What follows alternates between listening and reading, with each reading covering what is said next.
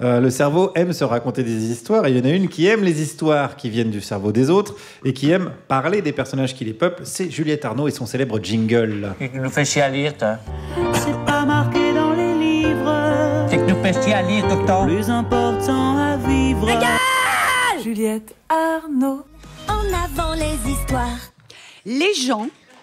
Non. Ben oui, mais les gens ont envie de t'applaudir. Il y a de l'amour, il y a de l'amour. C'est impressionnant. Allez. On t'écoute, Juliette. Les gens, ils aiment pas le changement. Cette allégation, on l'a entendue 1000 fois, on l'a peut-être proférée nous-mêmes en sous-entendant que nous, Dieu merci, on n'est pas comme ça. Et Albert Moukébert, il la démonte, cette allégation, en évoquant le mythe de la résistance au changement, qui en fait déplace la responsabilité du système sur l'individu. En gros, si un truc ne marche pas, c'est que les gens, mais pas moi, n'aiment pas changer. Et ça donne des affirmations de nos dirigeants sur leur peuple, comme les Gaulois réfractaires, selon Emmanuel Macron, les Français qui sont des veaux, selon le général de Gaulle. Bon, déjà, ça fait plaisir, toute cette considération.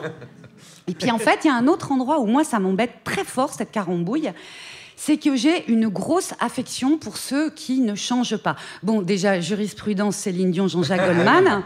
On ne change pas, on ne cache qu'un instant de soi. Une petite fille, ingrate et solitaire, marche et rêve dans les neiges, en oubliant le froid. Toute petite fille.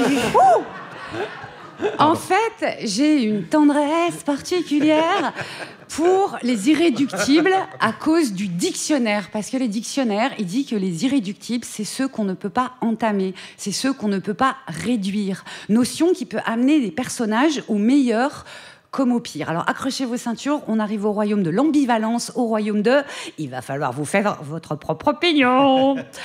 On va commencer à Philadelphie en l'an 2000, c'est la ville décor d'un film de Night Shyamalan, Incassable. Petite passion pour Shyamalan.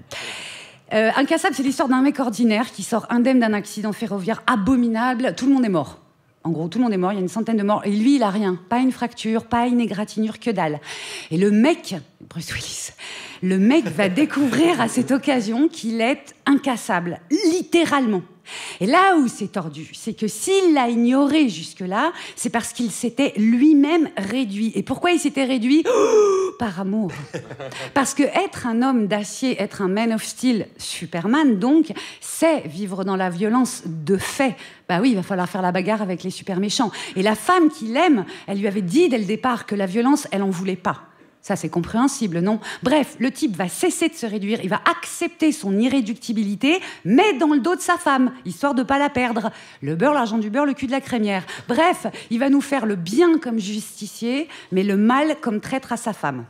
Là, c'est le moment du libre arbitre, je vous laisse. Moi, je vais filer à Naples et retrouver une irréductible dans la tétralogie d'Elena Ferrante, L'amie prodigieuse, spectaculaire succès en librairie au mi-temps des années 2010, millions de livres vendus. Au centre de ces livres, il y a une amitié entre deux petites filles qui deviennent grandes, une amitié sur plus de 50 ans. Et moi, je m'explique le succès de ce roman en sus de toutes ses autres grandes qualités par la figure d'une des deux femmes, Lila. C'est elle qui est au centre du livre. Elle est l'amie prodigieuse de la narratrice Lénou. Au tout début du premier tome, Lila disparaît. Elle a 66 ans, son fils la cherche, il fait appel à Lénou, son amie, qui elle s'inquiète que peu. Alors le fils lui dit « Mais non, mais ça fait longtemps que tu l'as pas vue, c'est encore pire. Elle a jamais sommeil, elle va, elle vient, elle fait tout ce qui lui passe par la tête. » Bon, le fiston, il n'apprend rien à Lénou.